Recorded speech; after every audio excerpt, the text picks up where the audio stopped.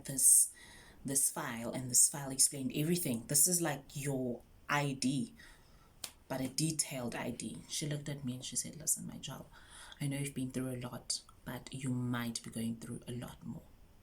She said to me, umntwana uzobuya naye uma kuva uNkulunkulu. Direct translation is that you will come back with the baby, God willing. Chances are you might come back alone. That I wasn't in good terms with God at that moment. I couldn't pray. I couldn't. I was angry, not at me, but at the fact that they brought me here to the labor ward. I don't belong in the they brought me down to the delivery ward. I don't belong in the delivery ward. She says to me,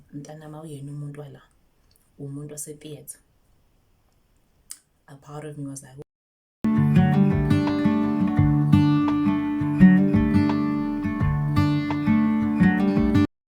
hey guys, welcome back to my YouTube channel. So today I'm giving you mom content, but not the regular one.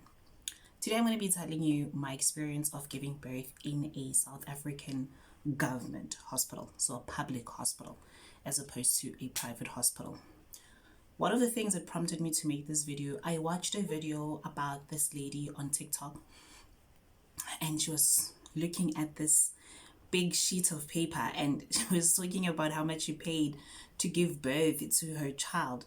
I actually realized that she even paid for painkillers. Like, they charge you for everything. And I thought, well, let me share my experience, because we all have what we think is an understanding of what it's like to give birth in a government hospital, in a government facility, and it's something we try to run away from. I did too. I really did, but the circumstances were against me. All right, so what had happened is that after graduating, I got a job at a startup. And this startup offered me benefits. When I started, there were no benefits, but once I had started, they decided that myself and my co-worker were going to be full-time employees, and they'd be offering us benefits. One of those benefits included life cover, and let me say some of those benefits included life cover, and they included medical aid. So the medical aid, by the time it kicked in, I was already pregnant. So there's no way that my pregnancy could be covered by the medical aid. I was 26, so obviously I can't be on my parents' medical aid, right? Right. So the financial advisor informed me that if anything is wrong with the baby would be taken to a private facility, and I would remain at a government facility. Already she's just going to benefit off of me, like, already. But I was really relieved about that, because what I knew about our government facility was that it's not one of the best. So taking from what I knew, I was relieved. I was just worried if they would not swap my baby or anything.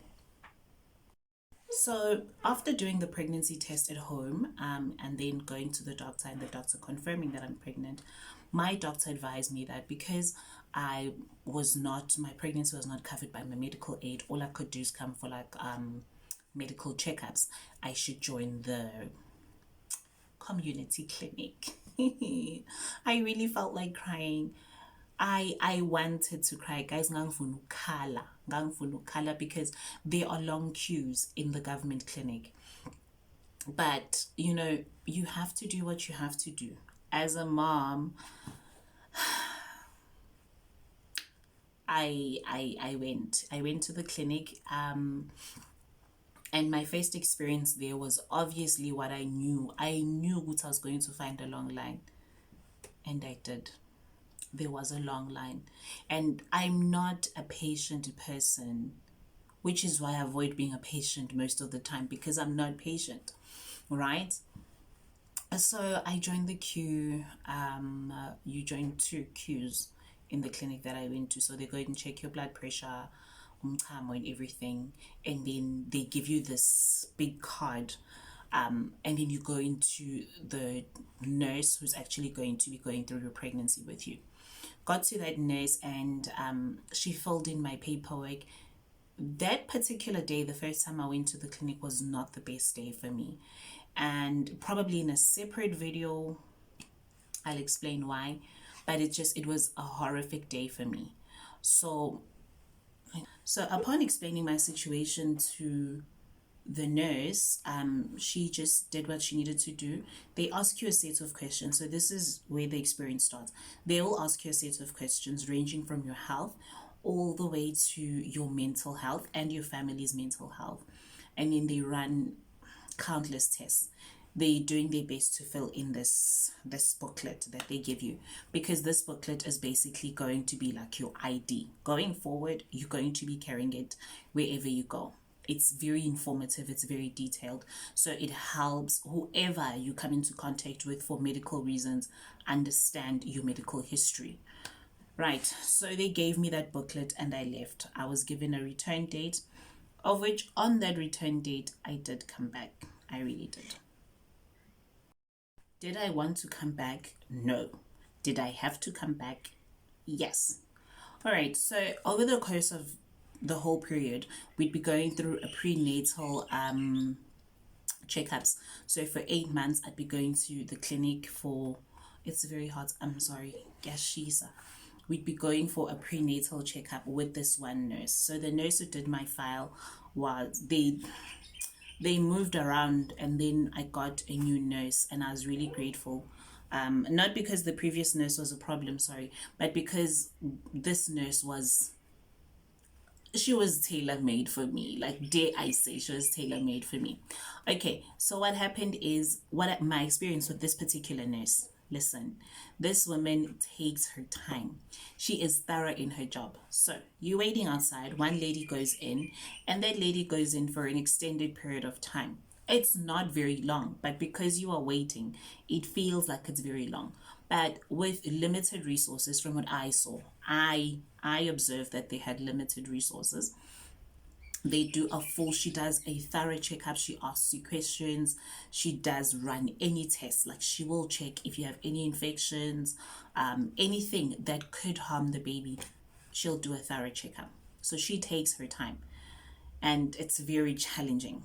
Now, I worked about 50 something kilometers away from my city, and obviously I attended the clinic in my neighborhood, which is in my city. I used to go to the clinic very late, like at about 3, 3:30. The clinic closes at 4. Around 3, 3:30, they do see patients because they have to. But most of the time they're doing their filing, they're sorting out the environment, so that come 4 o'clock they're going. This nurse that was with me, my prenatal nurse, let me put it like that, she never complained. She was always welcoming. Like, she always welcomed me. And she told me one day, we would converse, and she'd ask me, why do you always come late? And I told her, and obviously on my file, there was the situation that was there. So she was very gentle and kind with me. But she also, I told her, I said, listen, I work very far, and she understood. One day she told me that she's going to have to find a new daycare for her child. So we started having like personal conversations, obviously because this is a personal matter. I'm pregnant and I'm preparing to be a mom. I'm a first-time mom. So she tells me her daughter needs to find a new daycare simply because she finishes work very late, and they've threatened to kick out her daughter. Sometimes she gets there, her daughter's the last one. I felt so bad. I felt really bad. I felt so bad for her. I really sat with myself and I said, no, ma. And she's like, no, you're not the only patient who comes in late. It is my job. I'm supposed to knock off at 4. So if at 3:30 or 3:45 a patient comes in, I have to attend to that patient. I felt bad, but she eventually told me that she found. Okay, so she found a new daycare for a child which was willing to accommodate the elongated hours that she worked. Right. This checkup went on obviously for 8 months, and let me tell you, every time I encountered her, she was always kind, she was always pleasant, she was always welcoming. She seldom complained. Like, if that was my job and so many people were waiting on me, I would complain. Right, she hardly complained. She respected her lunch breaks, rightfully so. She respected her tea breaks. And then she respected working hours as well. Like, you would never find her on her phone whilst she's attending you, which for me was like 100%. All right, so six. Oh, one of the things they told me, hold on. One of the things I was told is that you don't, a C-section is only in an emergency situation. Like, awuvele nje uthi ukhetha ukusiwa or ukhetha ukuteta natural. The first option is always natural birth.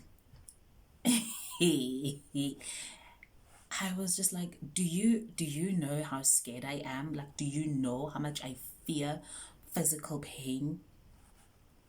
And there was nothing I could do. I was in this predicament. I called so many private hospitals trying to find out how much they charge for C-section.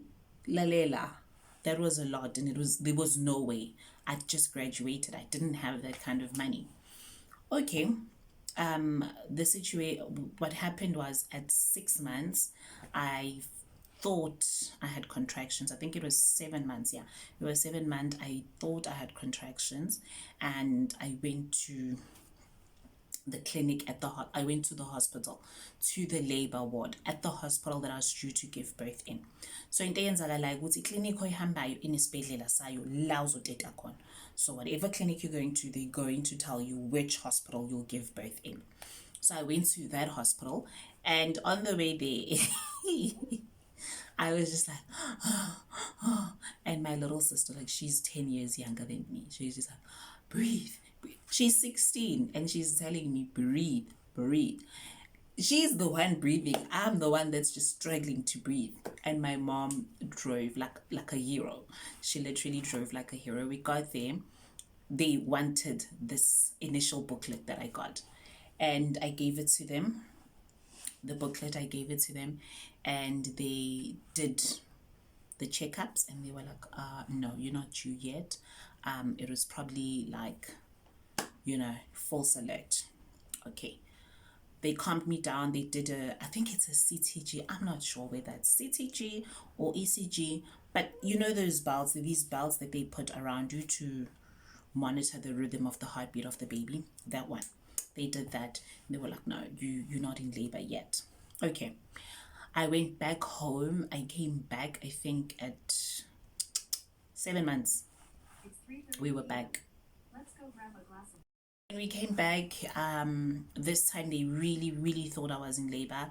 I did have contractions. I did have, like, it was giving. Like, the whole situation was giving. It was giving the baby is coming. That's what it was giving. And what they did, they ran the tests again. I went to pee, everything, the whole thing. They tested me, and then they put the ECG belts on me, and they said, well, if I'm going to give birth, the baby will struggle to breathe because I'm 7 months. I'm sorry guys, it's hot. I'm 7 months in. So they gave me steroids. The regrets I have by accepting that, not because of anything, but my child is very loud. Like, he's loud, and honestly, in my opinion, it's because of those steroids. And he's hyper, so they gave me steroids to inflate his lungs so that he doesn't struggle with breathing. A couple of hours in, it was not happening. The baby wasn't coming. I wasn't due. Actually, that happened after. Yeah, that happened. Yeah, that happened. And then what happens is that at 8 months, now this is 8 months in, at 8 months, you start attending the clinic in the hospital. So there's a clinic in the hospital. It's specifically for pregnant. Right, so post that, I had to attend a clinic in the hospital. So there's a local clinic that you come from. From that local clinic, when they're done with you, you're 8.5 months, they transfer you to the clinic at the hospital. I get there, I think it was about 6 a.m., 6:30 a.m.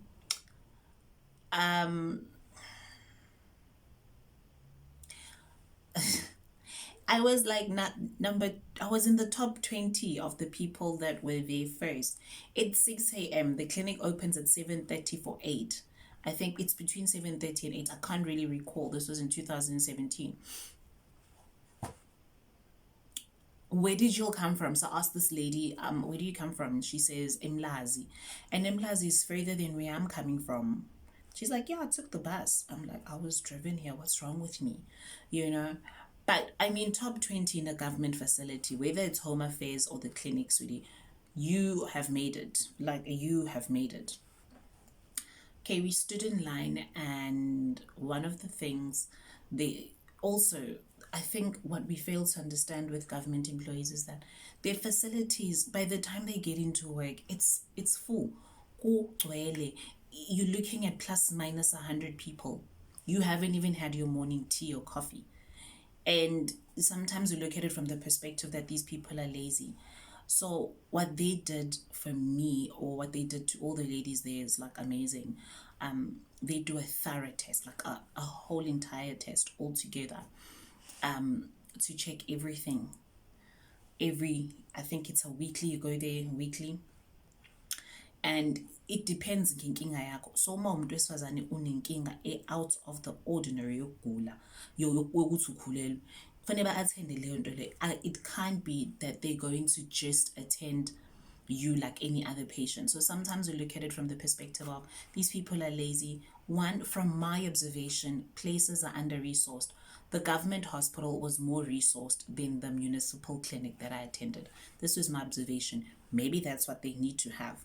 But from what I saw, it wasn't enough. The hospital, government places are notorious for being dirty. Not that hospital. Absolutely clean, like one of the cleanest places I've ever been to, believe it or not. From their restrooms to their corridors and their wards, it was absolutely clean.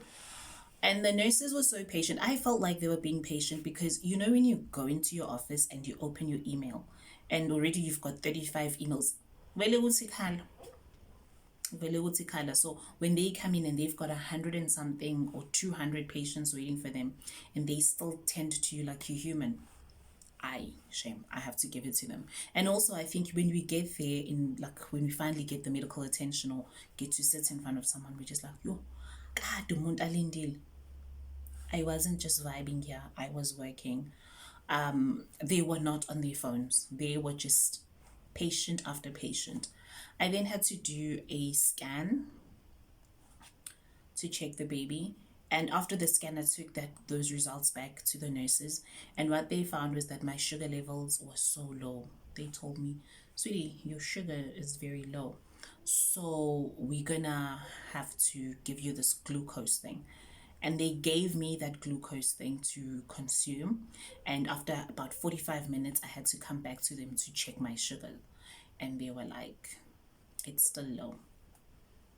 We have to admit you for observation. What else could I do? There was nothing I could do. They booked me into a ward, and I called my mom and I told her, listen, I've been admitted. My sugar is very low.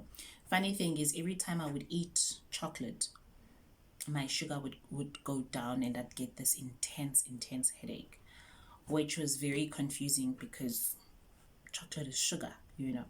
But yeah, that's what happened. I got admitted. I stayed overnight for observation. The following morning, overnight, they gave me some medication. They checked on me, they checked on the baby, and they checked on my glucose, and it showed significant improvement, and I was able to be released and to go home. So I was discharged. I was discharged. Listen, I was discharged, and then I went home. I came back and forth, and then one night, I think it was the 12th or the 11th. Yeah, it was the 11th. I think it was the 11th. I came to the hospital at night. This is my third visit at night. Oh, my second or third, but I came at night. On the 11th, I came back to the hospital at night. I felt contractions. It was now, we were going on month 9, or we were on month 9. So I had contractions. My lighting is getting bad now. I had contractions, and they put me there in the labor ward. They admitted me. Okay, so on the 11th of January, I went back to the hospital at night. I think this was my second or third time going to the hospital at night. But you know what I failed to tell you is that when I came at night, every time the main thing abayifunayo ikhadi leli elikhulu. And I'm gonna say this in my native language, is Zulu, so that I think ngizo-understandeka mangisho ngomakeba. Bantu besifazane, leli khadi leli lomqwembe wekhadi abasinika lona, yes uyasinda, yes uyisidina, and awuneli kulezi yikhwama zethu ey'ncane. But uma usuyimama i-ID yakho leyo, uma usuwumama nje, uma usulindele ukuba umama, sekubhakile e-avenini yakho, sekuzovuthwa noma sekubhakiwe nje, ikhadi lakho uhamba nalo, awuhlukani nalo. Ngoba uma kwenzeka uyithola ukuthi uyagula okanye usengozini yemoto or anything happens to you, lela khadi lelana liyabatshela abantu abazokusiza ukuthi usuka inyanga yesingakhi, amaphilisi mangabe unamaphilisi owadlayo imaphi, amaphilisi o-allergy kuwona imaphi. Kwesinye isikhathi you can't talk, you in a state where you can't talk and you can't say this is what is what and this is what is going on. But that card will literally inform that person that this is the situation this person is in and this is how they should be treated. This is what they're allergic to. So it's very important. And because I had that card, I'm telling you, they were so grateful. The nurses were like, I don't understand why most women will come here. Oh, I was at my boyfriend's place and I didn't have the card and then I had contractions. You are making the nurse's job difficult. So by all means, we should always try to work hand in hand. Right, so at night, I came in. They wanted my card. I gave it to them. And the card was also very informative. And they treated me with so much respect and kindness. I was contracting and they moved me to the labor ward. I was 2 centimeters in. And I went upstairs, got admitted. My family went back home. I stayed overnight. The doctor came in the morning, checked my file and saw that I'd been admitted, being 2 centimeters, and I wasn't contracting any more beyond that. And the doctor says, listen, you are going to go home, because that was my first disappointment. I was devastated. Not because I wanted to stay special, no, but at least tell me more, explain why, because I'm struggling and you telling me I have to go home. The doctor discharged me and said I have to go home. I'm not dilating anymore. And that was it. That's it. I went home. I stayed one day. No, it was the 12th. On the 13th, went back to hospital. I went back. I couldn't. I slept over at home and I came back the next morning. I could not. It was enough. I went to the delivery ward. I didn't even go to the labor ward because usually they transfer you from the delivery ward anyway. Went to the delivery ward. They checked me. I was 4 centimeters in. What I observed and what I'd like to give ladies as a piece of advice for free. I'm telling you this for free. If you are 8 months in, or you are just like 7 months, your 3rd trimester, please go like this. Please keep your hands like this. I love nails. We all love nails, but please let your hands stay like this. You see this? There's no acrylic. There's nothing. As I was born, that's how you want your hands to be. Simply because should you need an emergency C-section, the nurses are not nail technicians. They are not. And that's exactly what it is. It is an emergency. It's touch and go. And you do not want to experience that scenario. So don't do that. Just don't do that. All right. They do tell you also at the clinic that, you know what, let the nails go. For the baby. They tell you it's for the baby. They don't tell you about an emergency C-section. They don't. But I'm telling you, get those things off. All right, so I got to the delivery ward. They checked. Yes, I was dilating. I had dilated 4 centimeters in, and they gave me injection to induce me. One of the methods to help yourself induce faster is contract for expand your cervix, expand faster, is by walking. Your girl walked. Another lady came in. She joined me. She got induced, and she started walking. Before the end of the day, girl gave birth. She had a baby. My son was like, mama, not on Friday the 13th. It's not, I'm not coming. So after the lady came in the morning, it was now in the evening and her shift was over. It was in the afternoon. And she said, listen, because you have not dilated anything beyond this, I am now moving you to the labor ward, which she did. I ended up back at the labor ward. I started to feel like a regular there. You know, I'd slept in ward 3 first, and then now I was in ward 1. I think it was in ward 2, yeah. And I was in so much pain. Pain, oh God, shame. I have lived. I was looking for a window where I could jump because it was now the evening, and the night duty staff came in. When they came in, I'd started going back and forth to the toilet. I'd get to the toilet and wee, and it would be like a small drop. By the time ngifike embedeni sengifuna ukuphindela emuva. And initially the nurses thought that I was walking to, help myself. So that was not the case. I could not pee. Ultimately, this one nurse asked me, where are you going? Where do you keep going to? And I told her, I'm going to the toilet. She's like, this whole time you've been going? I said, yes.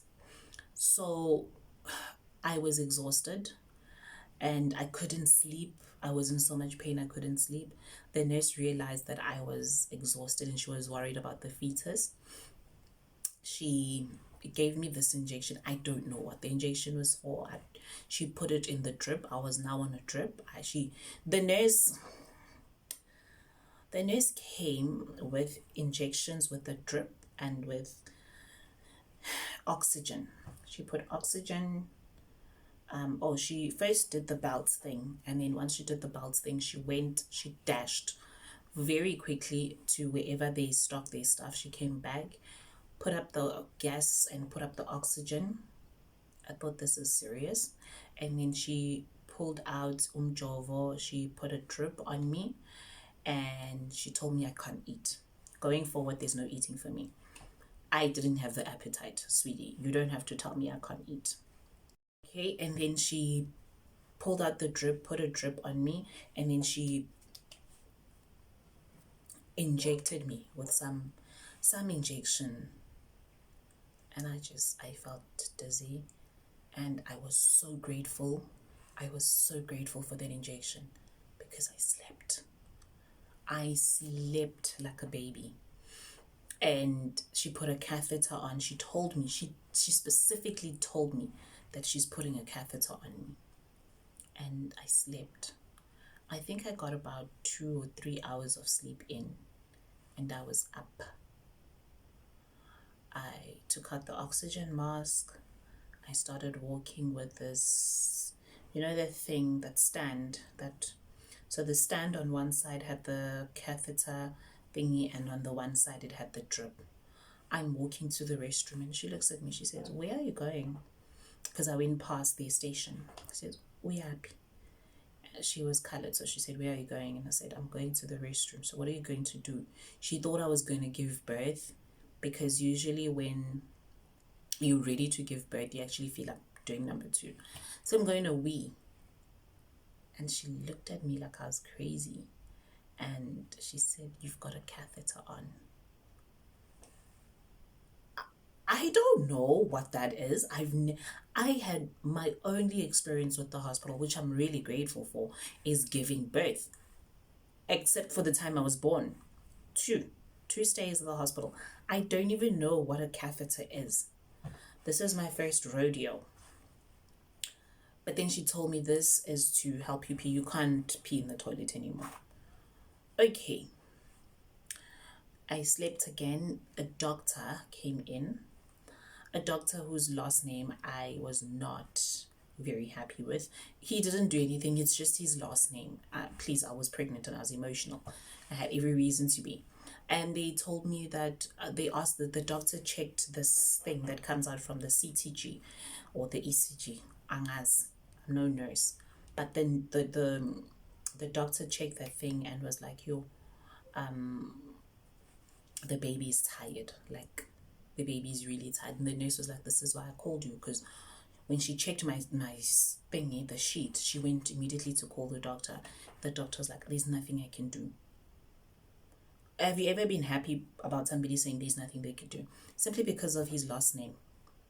His last name, my ancestors were like, he's not the one. He said, there's nothing I can do. I've got 6 patients waiting for emergency C-sections in the passage, so I can't take this patient. I was very happy he said that. I was still in pain, but I would have rather suffered than taken him. He would have taken me nonetheless, but I was just grateful that there was nothing he could do in that situation. The doctor left me. The nurse kept on attending to my needs. Very kind, very patient, and ultimately it was the morning, and the matron usually does the morning rounds. When she came to my bed and she saw my sheet from the ECG, she was livid. She's like, why is this patient still here? And the nurse explained that Dr. So-and-so said he couldn't take this patient simply because he had 6 patients waiting for him. It was 5 in the morning and he had still had 6 patients waiting for an emergency op. And the matron was absolutely livid. This is when I realized ukuthi kuyabheda. Like, kuyabheda noma because it's bad. Couple of minutes later, another woman came in. She would be like by my side, because in a government facility, akuvumelekile ukuthi upartner wakho abe khona, or anyone for that matter. So this woman was by my side. She had this hot thing, like with hot air, that was going to keep me warm. It was freezing cold. The doctor was so nice. She was very kind. That woman was very kind. She did her best to keep me warm. I had 8 blankets on. I'd never ever felt so cold. I'm sorry about the lighting. There's nothing I can do. Nature will have its way. But I felt so cold. I got in there and the doctor explained to me that, listen, you're going to feel a pulling sensation. You won't necessarily feel any pain. So your lower part of the body will be dead, basically. And I said, okay, let's just do what we need to do. They emptied my wee. When I tell you those hospital bowls that empty wee, if you've never seen one, just look for one on YouTube. But they emptied 2 of those. That's how much pee I had, despite having put in 3 catheters. That's what was going on. And then they pulled out everything. I'm just like, oh, and Mark or Sam, let them not forget any of my organs. Please, when they're done, can they put everything back in, because even I don't want to be missing something. And so they pulled out everything, and the baby, lo and behold, there he was, handsome as ever, and he came out crying. I don't blame him. That place is cold. That place is super cold, and I felt so bad because I'm being covered up, I'm being warmed up, and he's coming into the super cold place. And they showed me my baby, and I looked at him and I cried. I had this one tear in my eye, and I cried, and I thought I almost gave up. Like, honestly, I was ready to give up, and I was just like, no, I can't give up. I can't. And he had this, I looked at all his birthmarks, I looked at everything, and they took him away, and the whole time now they putting me back together. I'm looking at this guy with my baby. He's doing all the checkups, and they asked the doctor. My son was a 9 out of 10, and which is good, which is very good. So he was fine. He was just a bit tired, but he was okay. And he got taken away. This guy walks right out, doesn't tell me anything.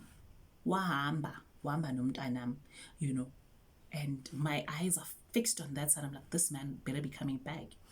and I get wheeled out on this side of the theater. So the moment you get out, you are received by another nurse and they prepare for the next patient. This nurse just checks your blood pressure, checks your headaches, everything is fine, in order. The first thing I asked this nurse, before she could even speak, where's my baby? And she laughed. She said, is this your first baby? I'm like, yes. She says, oh, okay. Your baby is taken to the nursery and your baby will be there until your feet are fine. Because right now, you need to sleep off the anesthesia. So, okay. They checked me up and they wheeled me up to a very, very far place from where I thought I was. I got there, I slept. I still have not contacted my family to tell them this is what happened. I don't know where my things are. When I woke up, I think it was 5-6 hours later, there was a very kind nurse to receive me. She says, how are you feeling? I said, I'm okay, but I can't really feel my legs. She said, try and move your legs. I said, I can't. She said, okay, just stay there for a couple of more hours, go back to sleep, and we'll see what happens.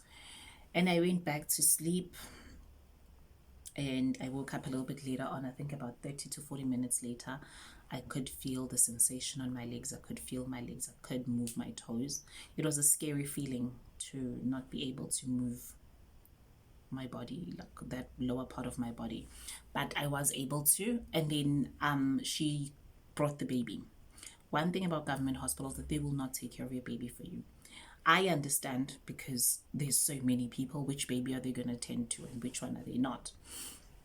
She fetched the baby, she brought the baby to me, and I told her, I said, listen, I was an emergency C-section person, obviously. I don't know where my things are. So she looked at this wristband I had, which had my name and everything, and then she went to the labor ward, I think. I don't know. I don't know where she went. But she came back with my things. And my main concern was, Norma, how could you be so reckless? What if your things are lost? She comes back with this plastic bag that has a big, you know, those black big plastic bags. It had my stuff inside and it was wrapped and had my name and everything. And the first thing I looked for was my phone, my devices. And lo and behold, they were there. My charger, everything. And I was just like, we've been misinformed by government facilities. Really, we have been. Because from the treatment to giving birth, everything, my experience, and even experiencing the personnel, the medical personnel there, we've been misinformed. I found my devices. I was able to call my family. They came in. It was hoo-ha. It was a whole thing. It was a party. It was beautiful. I then went and had my first shower. Hey, your first shower after giving birth, it's pretty scary. I won't go into the details, but it's not nice. So overall, what I wanted to share with you is that our government facilities are sometimes, in some cases, and from my observation, might be under-resourced in terms of human resources and equipment. This is my observation. I'm not saying that is the case. But one thing that is the case for me is that the whole medical attention that I got, everything to the painkillers, I paid nothing. I didn't pay anything, not even a cent, like nothing. And second of all, the staff was absolutely amazing. It was 2017 and I thought the Minister of Health did a wonderful job. His department actually did a fantastic job. They were kind, they were patient, they were understanding, especially if you cooperate with them, they'll cooperate with you. If you treat them like humans and not robots, they will treat you like human back. I mean, I would ask, how's your day? How many patients have you seen? How many more do you have to see? And they would tell me and we would converse. Sometimes we're not in the mood for that, but you got to understand that the person on the other end is just human, you know. And the only disappointment I had was because of also my lack of understanding was the doctor who sent me away, I think. But overall, my child was fine. The nurse took such good care of me. They took such good care of me. I cannot, if I had to do it all over again, I'm not going to a private facility. I'm not. I mean, I'm not doing it again because childbirth is a lot and raising a child is a lot. But if I were to do it again, I'd absolutely use a government facility. They're clean, the staff is kind. The only thing that would chase me away is the long queues. I would not do the long queues. That's it. But otherwise, my experience in a government facility was free, kind, and a wonderful experience. So let me know about your experience. I know some people probably didn't have the same experience. Maybe it wasn't even childbirth. Maybe it was something else. But I want to know your experience giving birth in a public hospital, or your experience just with the public facility altogether. And I'll see you again next time. Don't forget to like, share, and definitely click subscribe. I'm going to be giving you a lot more mom content this year. I actually have a list coming up, as long as I can overcome procrastination. And because I work from home, looking like this every day is impossible. So some days I might not look like this. When I come looking like this, it is a treat. Enjoy it. Thank you so much, everybody. Have a wonderful day. I'll see you next time.